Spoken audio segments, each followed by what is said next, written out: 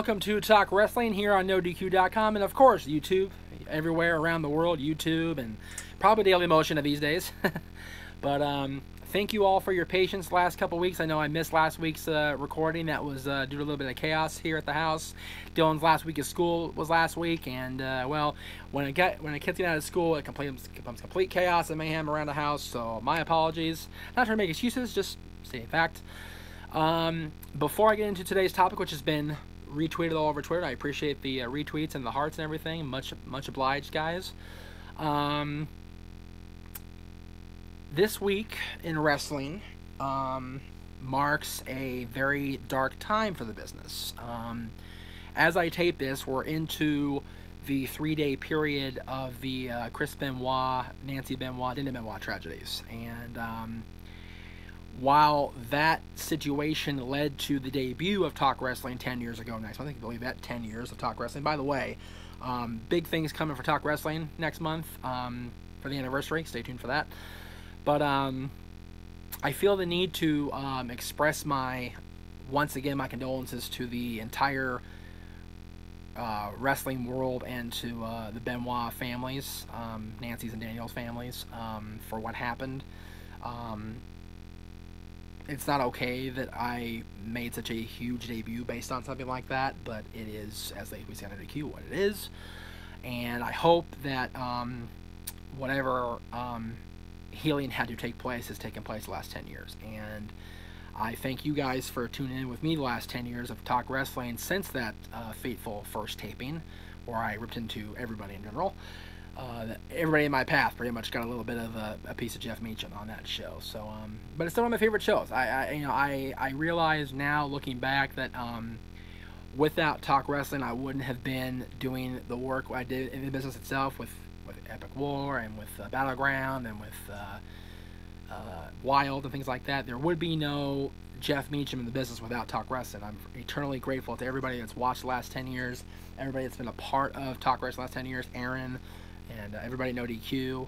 So thank you guys for watching.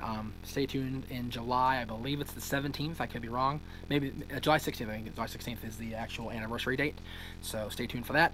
In the meantime, today's topic. I've been talking about it for the last week or so on Twitter. Thank you for the retweets and the likes and everything. Much appreciated. I have felt for the longest time, and actually Ric Flair addressed this himself on Table for Three a couple weeks ago. If I kill the ant here. Die, ant, die. He got away. There he goes. There's ants. It's hot. I'm trying to get away.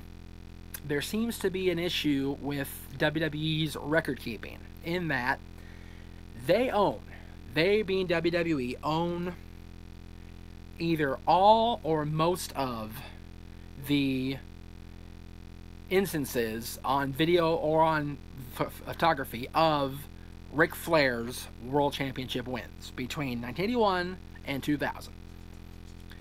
WWE claims that Ric Flair is a 16-time World Heavyweight Champion over the course of NWA, WCW, and WWE. They have since claimed that John Cena, with his win over AJ Styles at the Royal Rumble this year, has tied Ric Flair's 16 World Championship reigns. The problem with that is WWE likes to rewrite history. Revisionist history, if you will. They like to write things the way that they see it and the way that it should be in their eyes. But it's not the case.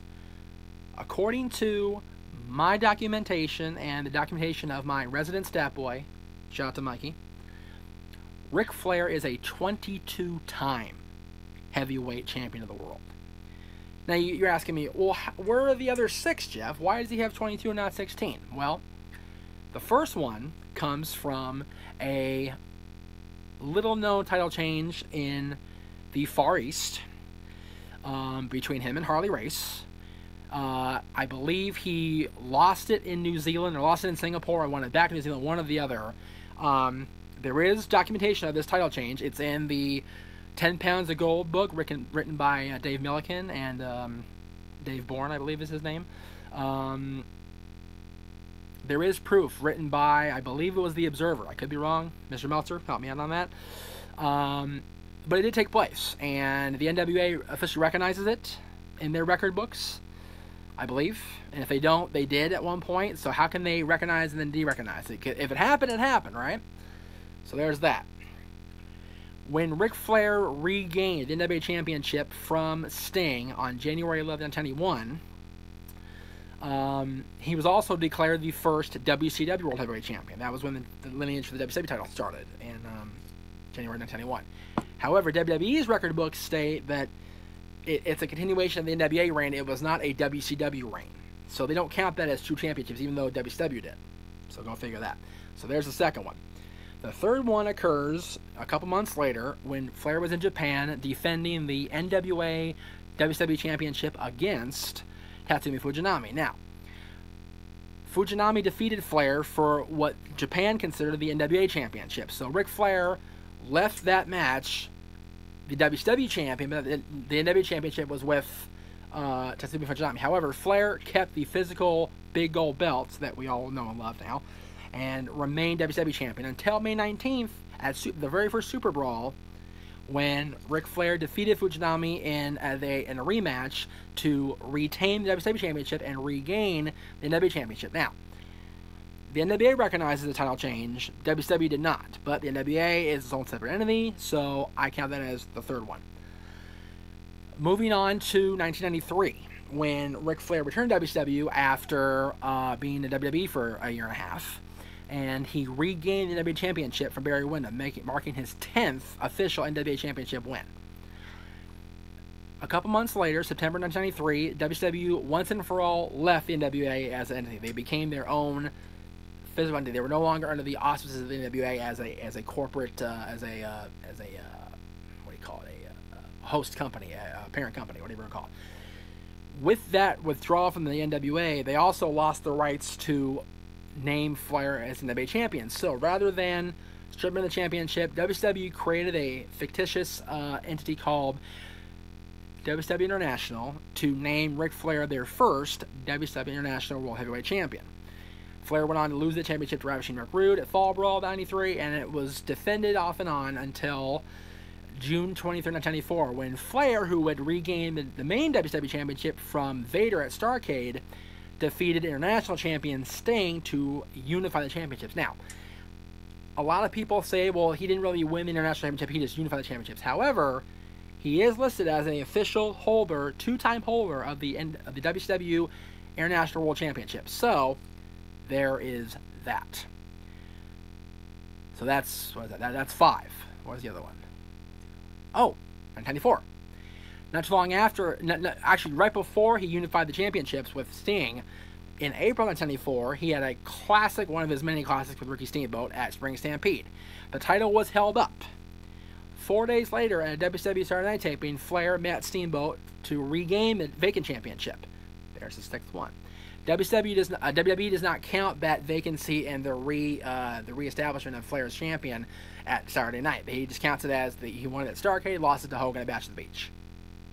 There's 6. I went through that really fast. It only took me about 5 minutes, so sorry if I speed talked, whatever you want to call it. I think it's a very big disservice to Ric Flair and his legacy, and it's also a disservice to John Cena and his legacy. Now, I mentioned what impact it has on Cena's legacy to us, the hardcore, old-school fans like myself. John Cena's accomplishments cannot be denied. He is probably, if not the greatest, one of the greatest WWE champions of all time. He is the biggest star in the company, either since or more than Hulk Hogan. John Cena has represented this company. Shout out to Walmart for the bottle.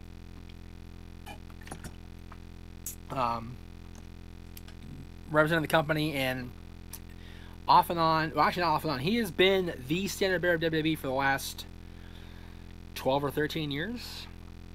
That's more than anybody. I mean, anybody had a singular, consecutive, consistent run. Hogan was the guy in WWE for 10 years, off and on. Bret Hart was the guy for about 4 or 5 years. Shawn was the guy. Stone Cold was the guy. But John Cena has been the undisputed standard bearer of WWE for almost 15 years, if you can believe that. Actually, you know, he started his rise in 2002, so he's been with the company and on the rise the entire time.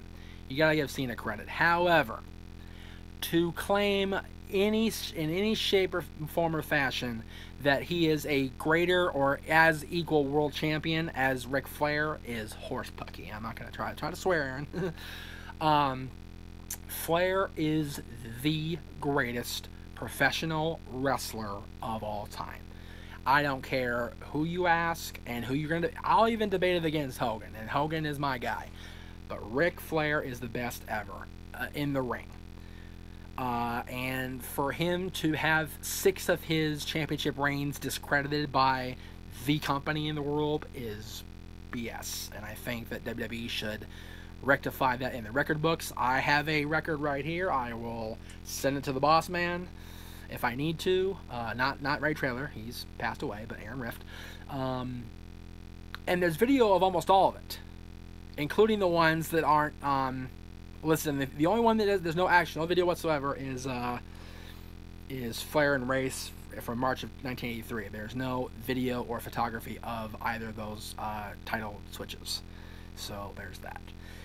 WWE's credibility in this is very shady. How can a company call themselves the #1 sports entertainment company, the world wrestling company in the world, if you want to... Vince hates the word wrestling, but they're a wrestling company, and discredit somebody as legendary as the Nature Boy Ric Flair, I think is ridiculous, and I think that it's not okay. So there's my stance on that. What do you guys think? Leave me in the comments under here. Send me a tweet or Instagram message at _Jeff Meacham. Don't forget, I mentioned at the top of the show, Talk Wrestling's 10th anniversary is coming up. July 16th, 2007 was the anniversary date. So be on the lookout for the next Talk Wrestling, the anniversary of Talk Wrestling, I should say. Next week we'll have another show. But I'm looking to bring some guests in for the 10th anniversary of Talk Wrestling. It may just be me. It may be a panel. It may be a very new person to the wrestling world. So stay tuned for all that. In the meantime, this is The Meech. See ya.